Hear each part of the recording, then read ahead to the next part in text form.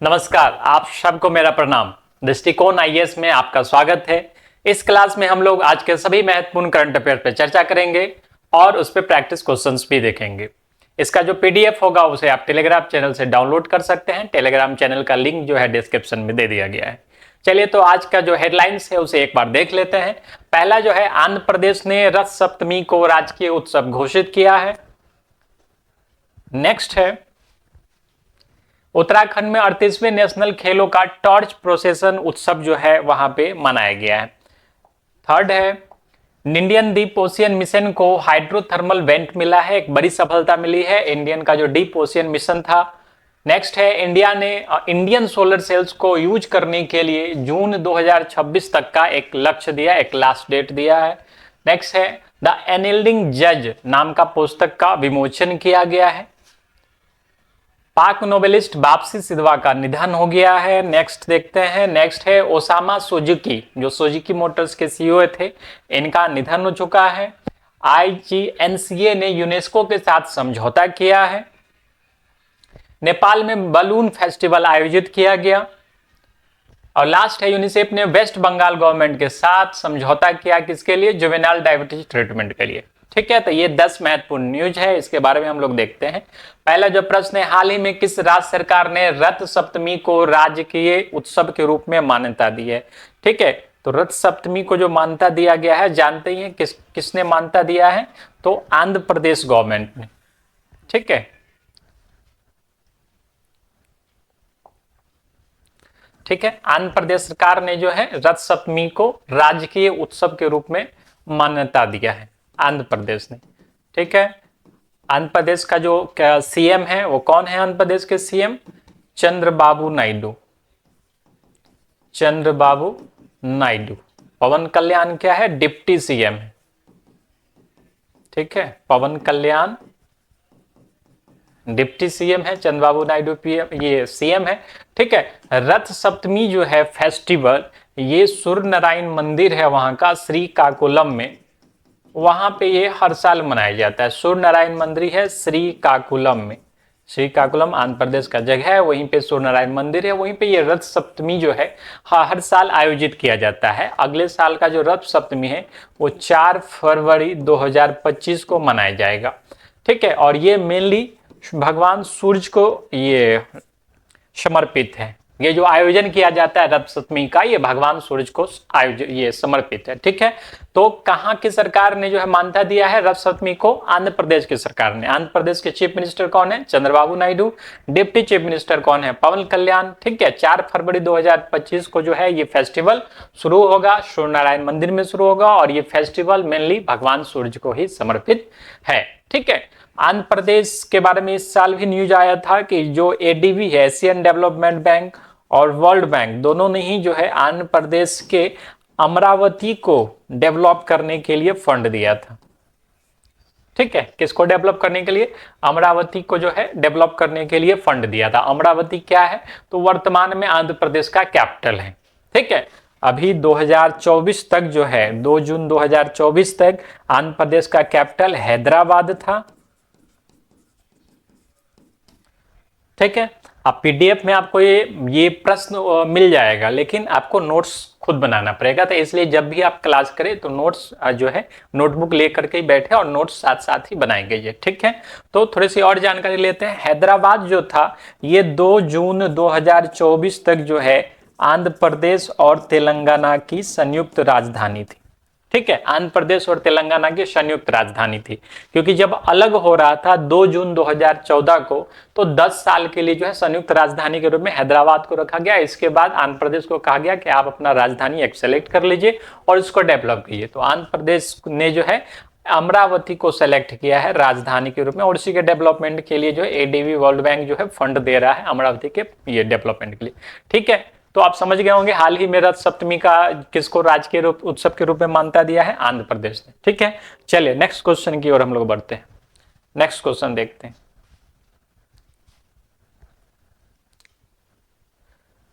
Next है, 38वें राष्ट्रीय खेलों के लिए टॉर्च प्रोसेसन सेरेमनी कहां आयोजित किया गया? ठीक है, तो 38वें राष्ट्रीय खेलों के लिए जो टॉर्च सेरेमनी है, ठीक है, टॉर्च सेरेमनी क्या होता है, जो मसाल उत्सव है, मसाल जलाने का जो एक रिवाज बन गया है कि मसाल जलाया जाता है खेलों से पहले। ठीक है, तो ये मसाल जला करके टॉर्च प्रोसेसन जो शुरू किया गया है वो शुरू किया गया है उत्तराखंड में। ठीक है, कहाँ शुरू किया गया है, उत्तराखंड में। और इस बार का जो खेल है 38वां राष्ट्रीय खेल, ठीक है, 38वां राष्ट्रीय खेल, ये भी जो है उत्तराखंड में ही आयोजित किया जाएगा। ठीक है, कहाँ आयोजित किया जाना है, उत्तराखंड में आयोजित किया जाएगा। 28 जनवरी 2025 से जो है ये खेल जो है शुरू हो जाएगा उत्तराखंड में। ठीक है, नेशनल गेम्स जो है उत्तराखंड में इस बार शुरू होगा। मसाल सेरेमनी में, टॉर्च प्रोसेसन में मसाल जला करके जो सीएम है उन्होंने जो है मसाल को भेज दिया। ये पूरे जिले में जो है अवेयरनेस फैलाएगा, जागरूकता फैलाएगा, खेलों के प्रति जो है लोगों को जागरूक करेगा। ठीक है, तो अभी वर्तमान में सीएम कौन है, चीफ मिनिस्टर कौन है उत्तराखंड के, पुष्कर सिंह धामी, पुष्कर सिंह धामी, और गवर्नर है गुरमीत सिंह। ठीक है, गवर्नर कौन है, गुरमीत सिंह, और चीफ मिनिस्टर है पुष्कर सिंह धामी। ठीक है, तो केंद्र सरकार और राज्य सरकार की तरफ से खिलाड़ियों को प्रोत्साहन भी मिलता है उत्तराखंड में। ठीक है, केंद्र सरकार की एक केंद्रीकृत योजना है जिसके तहत जो है 8 वर्ष से जो है ऊपर के खिलाड़ियों के लिए प्रति वर्ष प्रत्येक महीने 1000 रुपये दिए जाते हैं प्रति माह। और यहाँ उत्तराखंड में राज्य सरकार की तरफ से भी प्रत्येक माह 1500 रुपये दिए जाते हैं, साथ ही उपकरण खरीदने के लिए 10,000 रुपये दिए जाते हैं। ठीक है, तो टॉर्च प्रोसेसन क्यों किया गया है 38वें खेलों के लिए, और ये कहाँ पे हुआ है, उत्तराखंड में। उत्तराखंड के चीफ मिनिस्टर कौन है, पुष्कर सिंह धामी, और गवर्नर कौन है, गुरमीत सिंह। ठीक है, गवर्नर कौन है, गुरमीत सिंह। तो इस बार जो है ये भी प्रश्न हो सकता है कि 38वां नेशनल गेम्स का आयोजन कहाँ पे किया जाना है, तो उत्तराखंड में किया जाना है। एक और प्रश्न बन सकता है कि 38वें खेलों का जो है मस्कट क्या है। मस्कट एक सिंबल होता है जो उस खेल का एक थीम की तरह काम करता है। ठीक है, तो इस बार का जो मस्कट है वो हिमालयन तीतर है। ठीक है, हिमालयन तीतर है जो वहां का उत्तराखंड का नेशनल बर्ड्स भी है। ठीक है, चलिए अगला प्रश्न देखते हैं हम लोग। Where was the torch procession ceremony for the, जानते हैं इसका उत्तराखंड हो जाएगा। नेक्स्ट है, हाल ही में सुर्खियों में आया डीप ओशियन मिशन की शुरुआत किस वर्ष किया गया था। ठीक है, डीप ओशियन मिशन कब शुरू किया गया था, तो ये शुरू किया गया था 2021 में। ठीक है, कब शुरू किया गया, 2021 में डीप ओशियन मिशन जो है शुरू किया गया।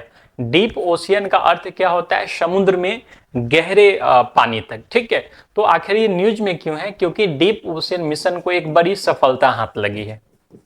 डीप ओशियन मिशन को एक बड़ी सफलता हाथ लगी है। प्रधानमंत्री जी का एक विजन था कि हम लोग जो है ब्लू इकोनॉमी को बढ़ावा दे, यानी समुद्र में भी इन्वेस्टमेंट करें और समुद्र से हम क्या कर सकते हैं, कितना अर्न कर सकते हैं, समाज को कितना लाभ दे सकते हैं, इस पे भी हम लोग ध्यान दें। तो इस कारण से ये डीप ओशियन मिशन शुरू किया गया था 2021 में। ठीक है, और अब जाके इसको एक बड़ी सफलता हाथ लगी है। क्या है ये सफलता, तो डीप ओशियन मिशन जब रिसर्च के लिए अंदर गया तो वहाँ 4000 मीटर नीचे जो है इसको एक हाइड्रोथर्मल वेंट मिला। क्या मिल गया, एक हाइड्रोथर्मल वेंट मिल गया। ठीक है, आप कहेंगे कि ये हाइड्रोथर्मल वेंट क्या होता है, तो हाइड्रोथर्मल वेंट समुद्र में जो है सी बेड पे जहां पे वोल्केनिक एक्टिविटी होती है। ठीक है, और तो वहां का हॉट स्प्रिंग का अपने आप जो है उद्गार हो जाता है। ठीक है, जहां पे भी वोल्केनिक एक्टिविटी होगी समुद्र के नीचे ज्यादातर जगहों पे हॉट स्प्रिंग जो है उद्गार हो जाता है, और यही एक तरह से समझ लीजिए गर्म पानी का झरना समुद्र के नीचे इसको मिला है। कितना मीटर नीचे, 4000 मीटर नीचे। ठीक है, तो ये डीप ओशियन मिशन है। डीप ओशियन मिशन में था गवर्नमेंट का एक समुद्रयान था। ठीक है, समुद्रयान मत्स्य 6000 नाम से जो है, इसमें क्या था कि 3 आदमियों को जो है पानी के नीचे भेजना था रिसर्च के लिए। ठीक है, तो ये जो बड़ी सफलता लगी, हाइड्रोथर्मल वेंट मिला है। ठीक है, एक सल्फाइड का पूरा एरिया मिला है। इसका मतलब कि जो है समुद्र के नीचे काफी सारे मिनरल्स अभी मौजूद है जिसका उत्खनन किया जाना बाकी है, और गवर्नमेंट जो है इस दिशा में भी अब प्रयास करेगी। बहुत सारे देश जो है अब इन्वेस्टमेंट करेंगे ब्लू इकोनॉमी की तरफ भी। तो गवर्नमेंट का एक अच्छा डिसीजन था जो अब सफल साबित हो रहा है।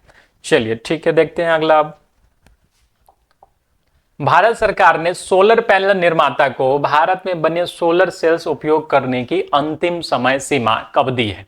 ठीक है, तो सोलर पैनल में आप लोगों ने देखा होगा छोटे छोटे सेल्स होते हैं। ठीक है, छोटे छोटे सेल्स होते हैं जहां से जो है एब्जॉर्ब करता है।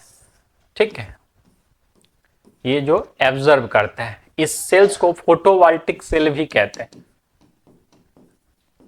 क्या कहते हैं? फोटोवोल्टिक सेल्स भी कहते हैं। ठीक है, तो मेनली जो है ये फोटोवोल्टिक सेल्स ज्यादा जो है चाइना से यहाँ के जो मैन्युफैक्चरर थे वो इंपोर्ट करते थे। ठीक है, चाइना से खूब ये फोटोवोल्टिक सेल मंगा करके अपने सोलर पैनल में यूज करते थे, और इसी इंपोर्ट को खत्म करने के लिए, चाइना पे अपने निर्भरता को खत्म करने के लिए और स्वदेशी जो सोलर सेल्स है उसके मांग को बढ़ाने के लिए जो है गवर्नमेंट ने डिसाइड किया है कि जून 2026 तक जो है सभी भारत में काम कर रहे सभी सोलर पैनल के निर्माता जून 2026 तक अपने जो है भारत में बने ही सोलर पैनल का यूज करने लगे। ठीक है, उसके बाद यदि कोई यूज करता है चाइनीज वगैरह का सोलर सेल तो उस पर में भी दंडनीय जो है कार्रवाई हो सकती है। तो जून 2026 तक एक डेडलाइन दिया गया है कि सभी जो है अपना जो टर्म्स है वो चेंज करे और भारत में बने सोलर सेल्स का उपयोग करना शुरू कर दे। ठीक है, भारत सरकार जो है सोलर एनर्जी को लेकर के काफी सीरियस है, रिन्यूएबल एनर्जी पे काफी ज्यादा ध्यान दे रही है। ठीक है, इसी दिशा में ये कदम है। ठीक है, भारत का लक्ष्य है कि ये सोलर एनर्जी में ग्लोबल लीडर बने। ठीक है, तो इसके बारे में थोड़ा सा और जानकारी देखते हैं। आप समझ गए हैं कि अंतिम जो समय है वो जून 2026 तक का दिया गया है। ठीक है, जून 2026 तक यूज करना है। अगर हम सोलर एनर्जी सौर ऊर्जा से संबंधित थोड़ी सी और बात करें तो सौर ऊर्जा का जो गठबंधन बना था, इससे एग्जाम में भी काफी सारे प्रश्न पूछे जाते हैं। अंतरराष्ट्रीय सौर गठबंधन, इंटरनेशनल सोलर अलायंस के बारे में, ISA के बारे में। ठीक है, तो इसका जो गठन है, गठन कब हुआ है? 30 जनवरी 2015 को इसका गठन हुआ। इसका जो हेड क्वार्टर है, ठीक है, हेड क्वार्टर कहां पे है? गुरुग्राम, हरियाणा में। ठीक है, तो इसका जो स्थापना है, स्थापक कौन है? भारत तत्कालीन प्रधानमंत्री नरेंद्र मोदी ने। ठीक है, और प्लस फ्रांस ने भी जो है साथ दिया था। भारत और फ्रांस ने सम्मिलित रूप से इसकी स्थापना की थी। फ्रांस के जो है फ्रैंकोइस होलैंड थे, तत्कालीन जो थे फ्रैंकोइस होलैंड ही थे। इन्होंने जो है आधारशिला रखी थी और गुरुग्राम में जो है, गुरुग्राम हरियाणा में अंतर्राष्ट्रीय सौर गठबंधन की आधारशिला रखी। आज जो है 120 देश से ज्यादा इसके सदस्य हैं और यहाँ पे जो है भारत सौर ऊर्जा में ग्लोबल लीडर बनने की तरफ जो है अग्रसर है। ठीक है, तो इसके बारे में जान गए, इस न्यूज के बारे में थोड़ा समझ गए। चलिए आगे देखते हैं हम लोग। अगला प्रश्न क्या है? द अनएल्डिंग जज नामक पुस्तक में सुप्रीम कोर्ट के किस जज के बारे में लिखा गया है? ठीक है, तो द अनएल्डिंग जज में जो जीवनी लिखी गई है, एक ऑटोबायोग्राफी टाइप का जो लिखा जाना है, ये एन ग्रोवर सर के बारे में लिखा गया है। ठीक है, एन ग्रोवर। ठीक है, ये सुप्रीम कोर्ट के जज थे। ठीक है, और इनके बारे में जो लिखा गया है, ये लिखने का काम जो है गॉडी ग्रोवर ने किया है। ठीक है, पुस्तक का जो उद्घाटन है, ठीक है, उद्घाटन किया गया है आर वेंकट रमन के द्वारा, वेंकट रमन। ठीक है, ये अटॉर्नी जनरल ऑफ इंडिया है वर्तमान में, अटॉर्नी जनरल ऑफ इंडिया है। ठीक है, एन ग्रोवर कौन है? ये सुप्रीम कोर्ट के जज है और सुप्रीम कोर्ट का एक बहुत ही लैंडमार्क जजमेंट है, वो है 1973 का केशवानंद भारती केस, केशवानंद भारती केस। इसी में जो है जो बेसिक प्रिंसिपल का डॉक्ट्राइन दिया गया था, बेसिक स्ट्रक्चर का डॉक्ट्राइन दिया था।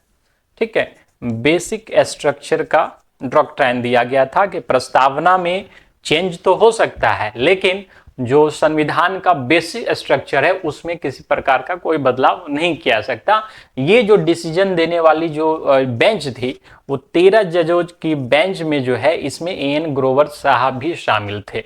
ठीक है, तो इनका जीवन अपने आप में ये दर्शाता है, इस पुस्तक में यही सारी बातें दी है, किस तरह से जो है सिस्टम के सामने जज नहीं झुकता है, अपनी जो एक विरासत है, अपना जो एक जजमेंट है, एक कड़ी जज के रूप में जो है किस तरह से अपने आप को स्थापित करते हैं, किस तरह से न्याय की स्थापना करते हैं, आदर्शों की स्थापना करते हैं।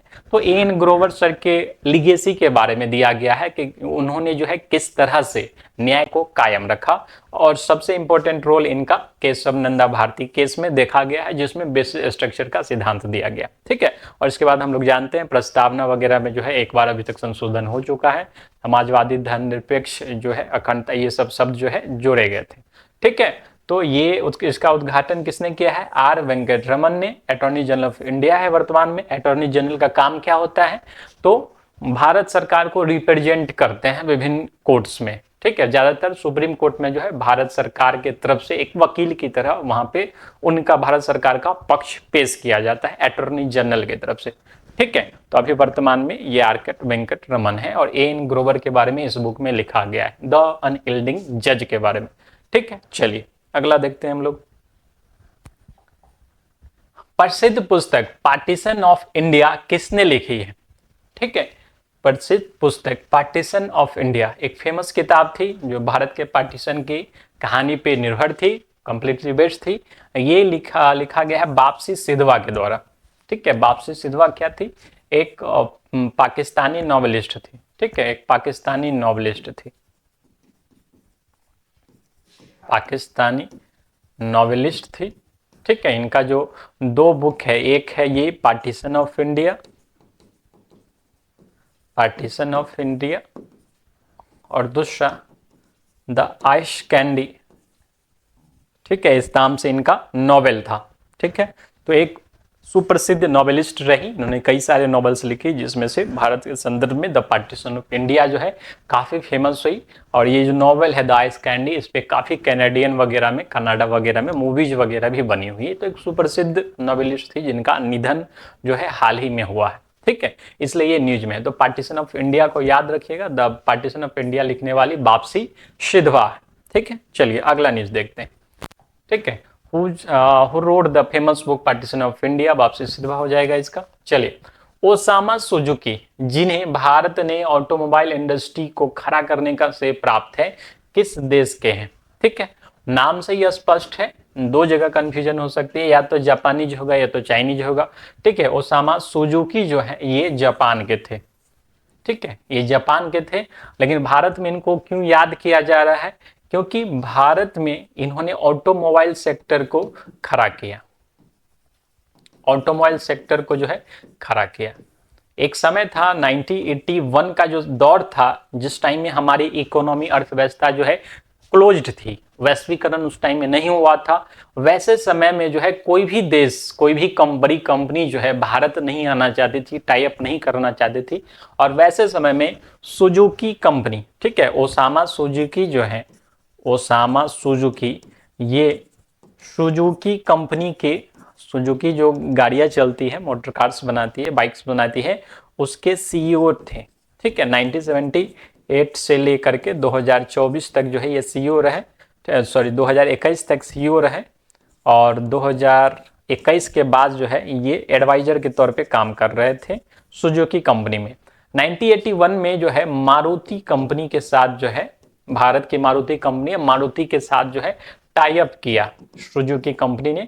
और काफी लोग क्रिटिसाइज भी किए इसका कि ये एक तरह से जो है इंडस्ट्री में आत्महत्या कर रहे हैं, क्योंकि भारत में जाकर के टाई अप कर रहे हैं जहाँ पे जो है ग्लोबलाइजेशन नहीं है, बहुत सारी चीजें नहीं है। लेकिन इन्होंने इनकी बात नहीं मानी और 1981 में जो है मारुति के साथ समझौता किया, और मारुति के साथ टाई अप करके मारुति सुजुकी के नाम से इन्होंने ऑटो कार्स निकालना शुरू किया। और हम जानते हैं कि मारुति सुजुकी जो है कितना बड़ा ब्रांड भारत में शामिल हुआ, और ऑटोमोबाइल के फील्ड में जो है काफी नाम जो है आज भी मारुति सुजुकी का लिया जाता है। ठीक है, तो ओसामा सुजुकी जो है जापान के थे, एक कार मेकर थे, सुजुकी कंपनी के सीईओ थे। ठीक है, 1981 में मारुति के साथ सुजुकी कंपनी का टाई अप हुआ था, और ये टाई अप जो है 2007 तक रहा। ठीक है, चलिए अगला प्रश्न देखते हैं। Osama Suzuki who has the credit for establishing the automobile industry in India belong to which country? जानते हैं, जापान इसका हो जाएगा। चलिए अगला देखते हैं। इंदिरा गांधी ने नेशनल सेंटर ऑफ आर्ट्स की भारत के 700 भाषाओं को बचाने के लिए किस संस्था के साथ समझौता किया? ठीक है, तो Indira Gandhi national centre of arts जो है इसने समझौता किया है, क्योंकि पूरी दुनिया में जो है आर्ट, कल्चर, साइंटिफिक, एजुकेशनल, इन सब चीजों के रिलेशन में काम करने का जो श्रेय है वो प्राप्त है यूनेस्को को। ठीक है, किसको प्राप्त है? यूनेस्को को। तो यूनेस्को के साथ जो है Indira Gandhi national centre of arts ने समझौता किया है।